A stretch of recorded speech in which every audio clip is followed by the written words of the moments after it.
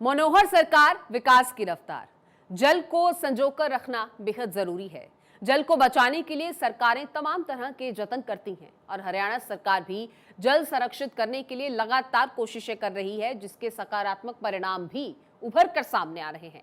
हरियाणा सरकार की ओर से मेरा पानी मेरी विरासत योजना लाई गई और इसी योजना के जरिए इस अमूल धरोहर को संजोने की कवायद तेज कर दी गई है। इसका नाम पानी है। जल ये सिर्फ एक शब्द ही नहीं, बल्कि प्रकृति का वो अनमोल उपहार है जिसके भीतर तमाम उम्मीदें समाई हैं। जल है तो कल है का नारा काफी पुराना है, बस इस विरासत को संजो कर रखने की जिम्मेदारी हम सबकी है।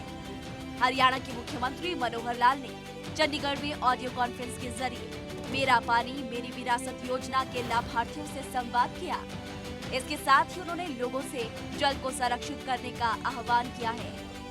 हरियाणा के मुख्यमंत्री मनोहर लाल ने जल संरक्षण में योगदान देने वाले किसानों को अमृत क्रांतिकारी मित्र की उपाधि दी है, जिसके बाद उन्होंने कहा कि धरती को जल संकट से बचाने की दिशा में सरकार कई काम कर रही है। इसमें सभी लोगों को साथ देना चाहिए। उन्होंने भूमिगत जल की मानव शरीर में खून से तुलना करते हुए कहा कि धरती पर जीव और प्रकृति के बने रहने के लिए जल अति आवश्यक है। अमृत क्रांति, जिसमें जल को कैसे बचाया जाए, इस क्रांति में आप सब लोगों ने भी भाग लिया है। इसीलिए मैं आपको अपना क्रांतिकारी मित्र बता रहा हूं और आपको बताया गया होगा कि आपने अपने इस प्रदेश में पानी को किस प्रकार से व्यवस्थित ढंग से उपयोग करना है, पानी का कैसे कम उपयोग किया जाए, इस पर ध्यान दिया है। उस योजना के आप भागीदार बने हैं। हरियाणा में कई किसान ऐसे हैं जो लाखों गैलन पानी की बचत कर रहे हैं। ऐसे जागरूक किसानों को मनोहर लाल ने संदेश दिया और तो और उनकी सराहना करते हुए कहा कि वर्तमान समय में कई नदियां सूख रही है और भूमिगत जल भी समाप्ति की ओर है। हरियाणा में भी भूजल स्तर लगातार गिरने से 36 ब्लॉक ब्लैक जोन में आ गए हैं। उन्होंने बताया कि हरियाणा जल संसाधन प्राधिकरण ने भूजल उपलब्धता की ग्रामवार रिपोर्ट तैयार की है। ये रिपोर्ट दर्शाती है कि प्रदेश के कुल 7,287 गाँव में से 3,041 गाँव पानी की कमी का सामना कर रहे हैं। इनमें से 1,948 गाँव में भूजल गंभीर स्तर तक नीचे चला गया है। जल की कमी इसी तरह बढ़ती रही तो अन्न उपजाना तो दूर, पीने के लिए पानी भी नहीं बचेगा और आने वाली पीढ़ियों को भयंकर सूखे की स्थिति का सामना करना पड़ेगा। मुख्यमंत्री ने कहा कि इस अनूठी योजना मेरा पानी मेरी विरासत का शुभारंभ 6 मई 2020 को किया गया था। हम हमेशा अपनी जमीन को बचाने का काम करते हैं, इकट्ठा करने का काम करते हैं, सपने लेते हैं कि हमारे बाद हमारे बच्चों के वो जमीन काम आएगी, वो जमीन हमारी जायदाद है और उस जमीन को हम अपनी विरासत मानते हैं। लेकिन भूलिए मत कि जमीन के साथ पानी, ये भी हमारी विरासत है। अगर पानी के बिना जमीन हमने दी तो उसका कोई उपयोग नहीं हो पाएगा। इसलिए हमने इस कार्यक्रम को शुरू किया, जिसका नाम दिया हमने मेरा पानी मेरी विरासत। और मेरा पानी मेरी विरासत के अंतर्गत जो योजना बनाई गई वो यही बनाई गई है कि हम कैसे इस पानी का उपयोग, इसका प्रबंधन, ये हम कैसे ठीक करें। मुख्यमंत्री मनोहर लाल ने बताया कि फसल विविधीकरण करने वाले किसानों को इस योजना के तहत 7,000 रुपए प्रति एकड़ के हिसाब से वित्तीय सहायता प्रदान की जाती है। किसानों को ये प्रोत्साहन राशि 2 किस्तों में सीधे बैंक खातों में दी गई है।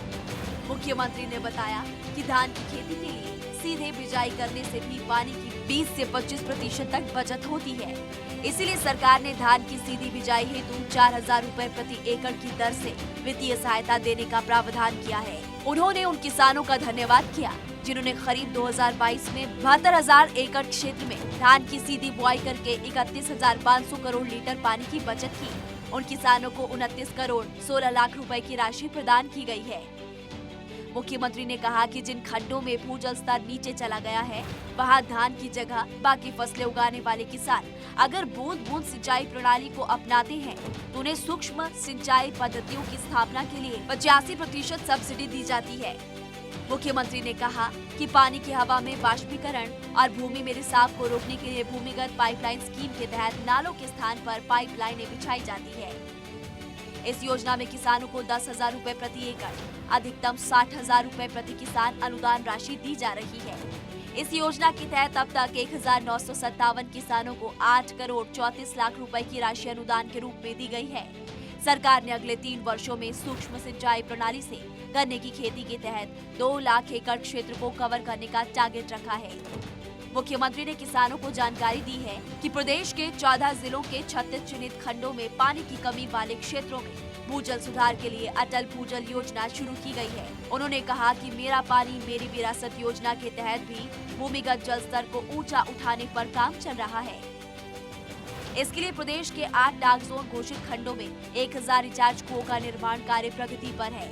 इसी प्रकार से प्रदेश में 86 रेन वाटर हार्वेस्टिंग ढांचे बनाए गए हैं। कृष्णावती नदी और मसानी बैराज में रिचार्जिंग के लिए पानी छोड़ा जा रहा है। जल का संरक्षण बेहद जरूरी है। जल एक अनमोल धरोहर है जिसे संजो कर रखना आवश्यक भी है। Bureau report, Bharat 24।